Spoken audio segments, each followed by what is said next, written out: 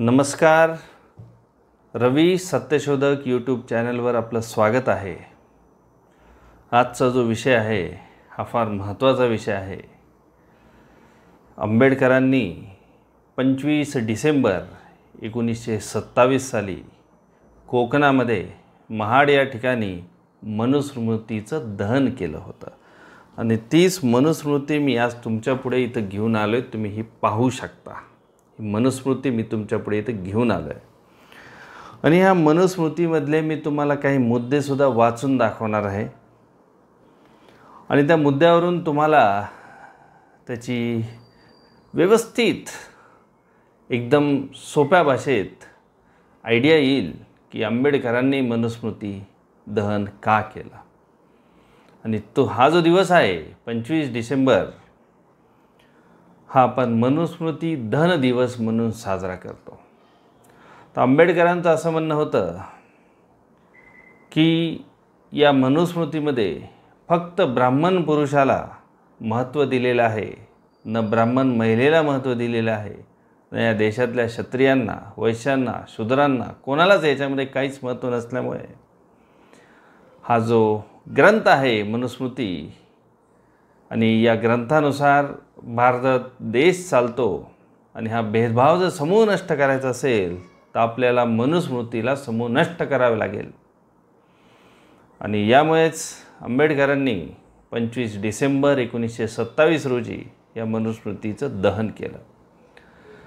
परंतु मागच्या 10 वर्षातली जर आपण सत्ता पाहिली माननीय पंतप्रधान नरेंद्र मोदी यांची, तर ह्यांचे कित्येक निर्णय हे मनुस्मृतीनुसार घेतला गेलेले आहेत असं माझं वैयक्तिक मत आहे. आणि ते मतसुद्धा मी इथे सांगणार आहे. नेमके कोणते असे सरकारचे निर्णय आहेत की जे मनुस्मृतीनुसार घेण्यात आलेले आहे त्याच्यावरसुद्धा आपल्याला या व्हिडिओमध्ये चर्चा करायची आहे. उत्तर प्रदेशाचे मुख्यमंत्री योगी आदित्यनाथ यांच्या टेबलवर हीच मनुस्मृती ठेवलेली असते. याचे कित्येक फोटो सोशल मीडियावर आहेत. गुगलमध्ये जर टाईप करून पाहाल तर ही भेदभाव असणारी, देशाची जुनी राज्यघटना असणारी, ज्या मनुस्मृतीमुळे हा देश रसातळाला गेला, ही अशी मनुस्मृती मनु नावाच्या माणसाने लिहिलेला ग्रंथ योगी आदित्यनाथांच्या उत्तर प्रदेशचे मुख्यमंत्री असतानासुद्धा त्यांच्या टेबलवर हा दिसतो. तर आपण एका पाठोमाग एक जवळपास या व्हिडिओमध्ये आपल्याला 5 मुद्दे पाहायचे आहेत. जे 5 मुद्दे हे भारतीय जनता पक्षाचे आहेत, जे त्यांनी मागच्या 10 वर्षात घेतलेले आहेत. तर हे 5 मुद्दे चालू करण्याच्या आधी सगळ्यात पहिले ह्या पुस्तकातले काही ठळक मुद्दे मी तुम्हाला सांगतो. तर पहा, या पुस्तकामध्ये अध्याय 10 किंवा बऱ्याच पुस्तकामध्ये अध्याय 10च्या ऐवजी त्यांनी प्रकरण 10 म्हणजे 10वा चॅप्टर आणि 10व्या चॅप्टरमध्ये श्लोक 122. तर ह्या 10व्या चॅप्टरमधला 122 श्लोक काय सांगतं हे पाहू आता आपण. ब्राह्मण को अपनी सेवा में नियुक्त शूद्र को बचा हुआ अन्न, पुराने कपड़े, बचा हुआ धान्य और पुराने वस्तू देने चाहिए. ब्राह्मण को अपनी सेवा में म्हणजे जो ब्राह्मणांची सेवा करतो, जो शूद्र आहे, जो शूद्र ब्राह्मणांची सेवा करतो.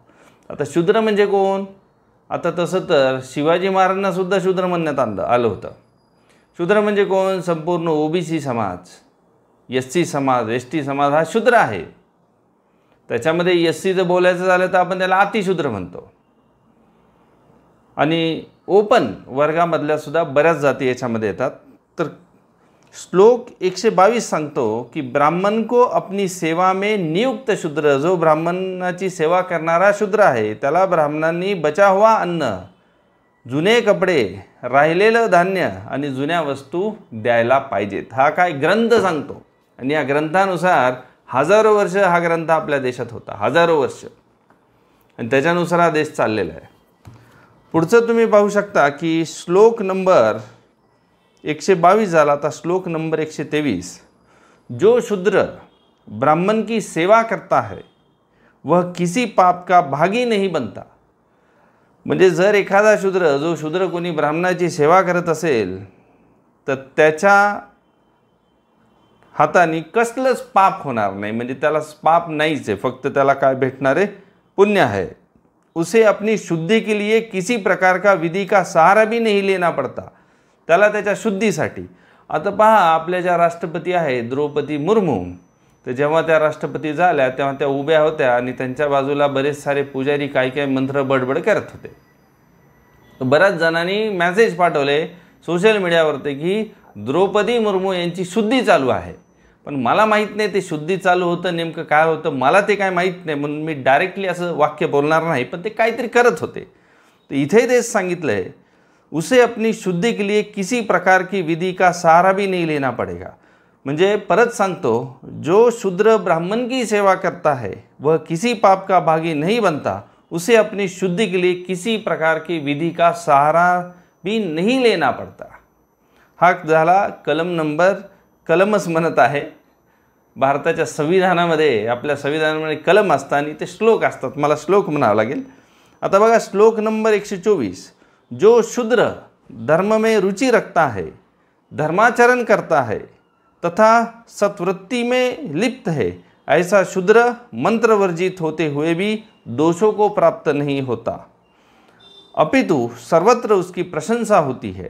म्हणजे जो शूद्र धर्मामध्ये रुची, आता धर्म म्हणजे काय, हा आपला हिंदू धर्म आहे, पण आता हिंदू धर्मामध्ये कुठली घटना आहे, हिंदू धर्म आपला आहे, ह्याच्यामध्ये ही मनूची घटना आहे आणि ह्या घटनेनुसार आपण सर्व गरीब झालो। सर्व बहुजन समाज इथला जो क्षत्रिय असेल, वैश्य असेल, शूद्र असेल, अतिशुद्ध असेल, तो गरीब झाला। म्हणजे हा हिंदू धर्म नाही आहे, हिंदू धर्मामध्ये हा कुठला तरी ग्रंथ त्यांनी टाकलेला आहे मनूचा, आणि ह्या मनूच्या घटनेनुसार हा देश हजारो वर्ष चालला। आता बघा कलम नंबर 125, जो शूद्र सदाव्रती रहकर पर निंदा, लोभ और द्वेष से दूर रहकर सदैव ब्राह्मणों की सेवा को अपना परम कर्तव्य मानता है, म्हणजे ब्राह्मणांची सेवा करणे हेच माझं परम कर्तव्य आहे आणि तेच परम कर्तव्य शूद्रांनी करत राहिलं पाहिजे। आणि जर असं असेल तर इहलोक और परलोक में परम पद को प्राप्त करता है, मग त्याला इहलोक असेल म्हणजे इथे असेल किंवा वारल्यानंतर असेल की तो परमपद काय करतो, प्राप्त करतो।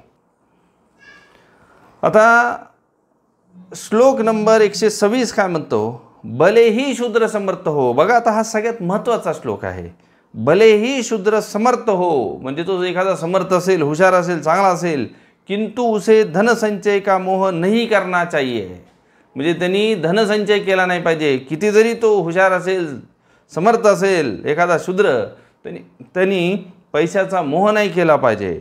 आणि तो जर धनाढ्यकर, पहा धनाढ्यकर शूद्र ब्राह्मण पर हावी होने का प्रयास कर सकता है, जर त्याच्याकडे पैसा आला तर तो ब्राह्मणाला वरचढ ठरू शकेल, आणि म्हणून शूद्रांनी धनसंचयाचा मोह नाही केला पाहिजे। हे आहे श्लोक नंबर 126। आता आपण मेन मुद्द्याकडे जाऊ, लॅटरल एंट्री। बघा या देशामध्ये कित्येक ओबीसी समाज, एससी समाज, एसटी समाज, ओपन मधला जसा मराठा समाज असेल, मूळ भारतीय समाज असेल, तर ह्या समाजाचे लोक अभ्यास करून, मेहनत करून कित्येक सारे कलेक्टर झालेले आहेत, पण आता लॅटरल एंट्री आहे।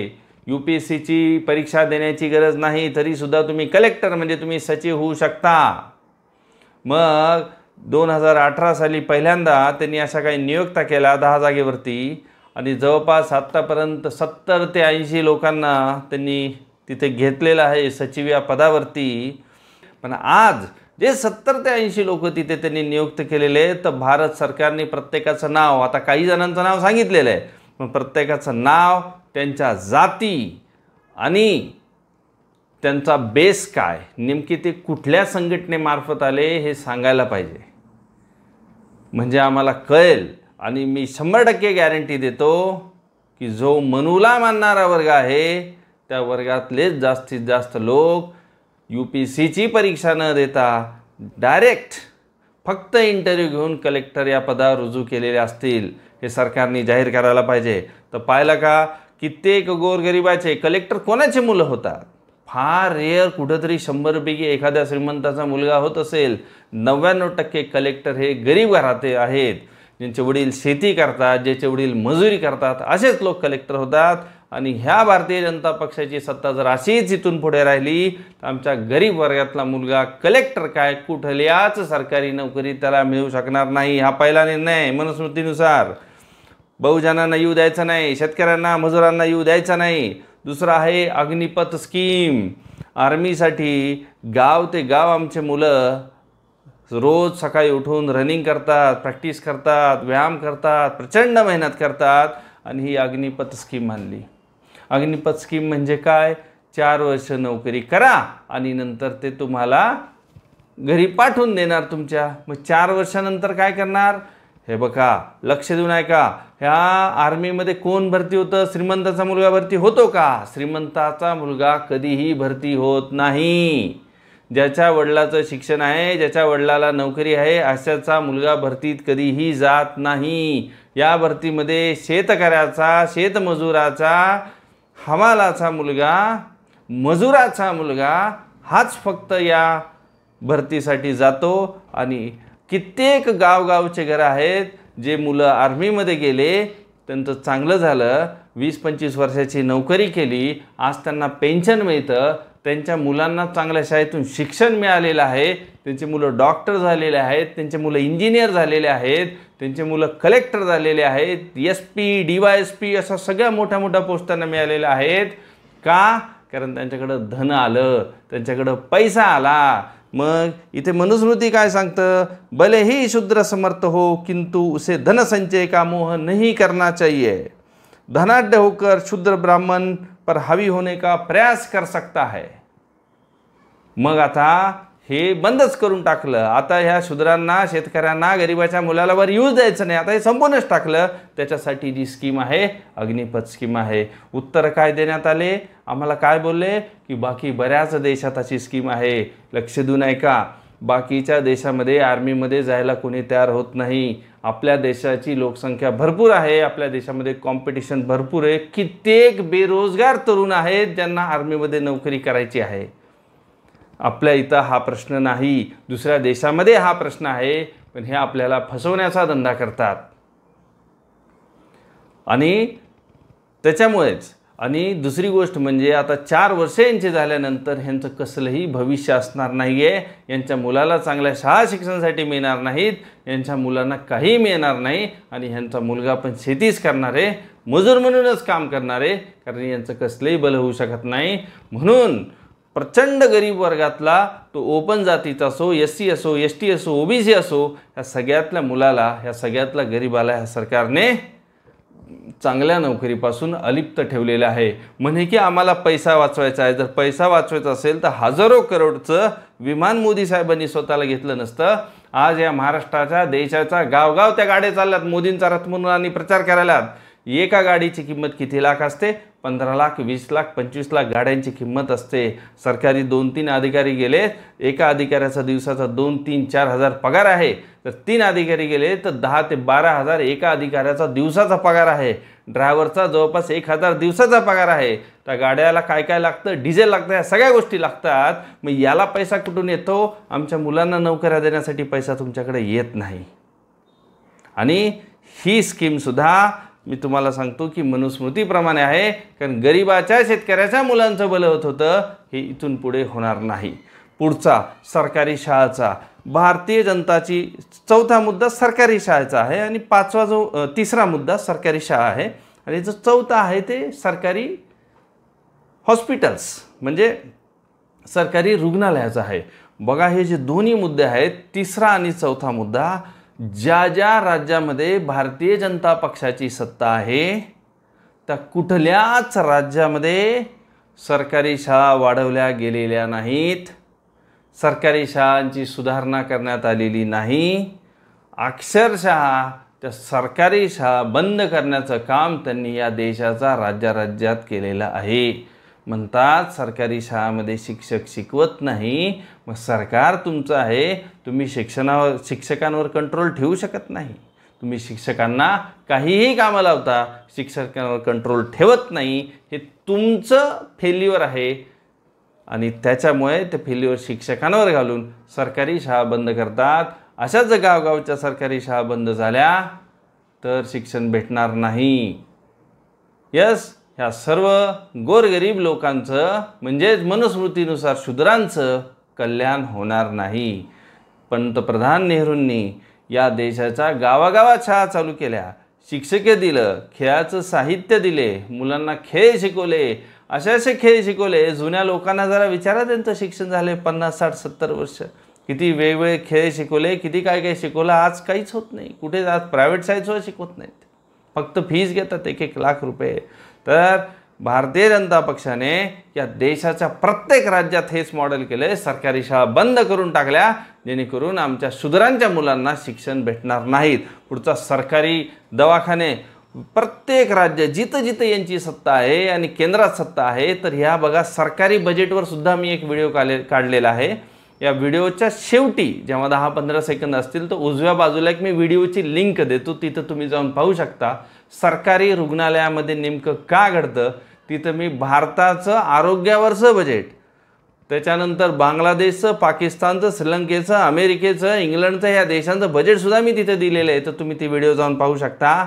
आपण फार कमी बजेट देतो. आज एवढी वाईट अवस्था आहे. तुमच्याकडे पैसे असेल तर तुम्ही जगाल प्रायव्हेट हॉस्पिटलमध्ये पैसे भरून, आणि तुम्ही नसेल तर तुम्ही मरताल. सरकारी दवाखाने दुसऱ्या देशामध्ये सुंदर असू शकतात, एकदम हाय क्लास असू शकतात, आमच्या इथं का असू शकत नाही? त्याचं मागच्या 20 वर्षाचं बजेट मी त्या व्हिडिओमध्ये दिलेलं आहे. आता शेवटी आहे सरकारी नोकऱ्या. काय होतं सरकारी नोकऱ्यामुळे? सरकारी नोकऱ्यामुळे काय होतं की सर्वांना समान संधी द्यावी लागते, म्हणून सर्व शूद्रांचे मुलं सरकारी नोकऱ्यामध्ये गेलेले आहेत. मनूच्या घटनेनुसार एका विशिष्ट जातीला नोकऱ्यामध्ये 100% आरक्षण हजारो वर्ष होतं, पण आता ते 100% आरक्षण एका विशिष्ट जातीला राहिलेलं नसल्यामुळे जो शूद्र समाज आहे हा समाज सरकारी नोकऱ्यांमध्ये गेला, सरकारी नोकऱ्यांमध्ये पोहोचला, त्यांचं भलं झालं, धनसंचय झाला, शिक्षण झालं, घराची प्रगती झाली, समाजाची प्रगती व्हायला चालू झाली, आणि याच्यामुळे सरकारी नोकऱ्या संपुष्टात आणण्याचा या सरकारचा डाव आहे.